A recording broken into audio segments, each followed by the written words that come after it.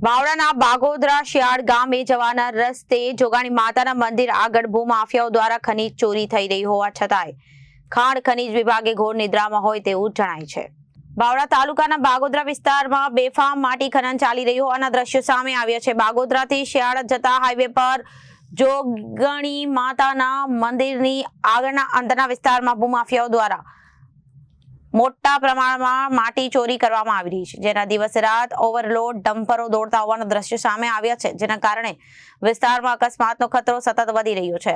Rajkot Ahmedabad highway પર માટી ભરેલા ઓવરલોડ ડમ્પરો ખુલ્લેઆમ ફરી રહ્યા છે, છતાં હજુ સુધી તંત્ર દ્વારા કોઈ નક્કર કાર્યવાહી કરવામાં આવતી નથી। પ્રશ્ન એ ઉઠી રહ્યો છે કે શું આ સમગ્ર ગેરકાયદેસર પ્રવૃત્તિ ખાણ ખનીજ વિભાગ કે આરટીઓની રહેમનજર હેઠળ ચાલી રહી છે?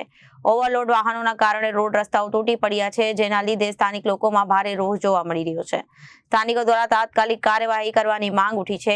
હવે જોવાનું એ રહ્યું છે કે તંત્ર આ ગંભીર મામલે ક્યારે જાગે છે અને ભૂમાફિયાઓ સામે કાર્યવાહી કરે છે કેમ કે તે જોવાનું રહ્યું છે। Reporter Mahendra Makwana, Janadesh news, Ahmedabad.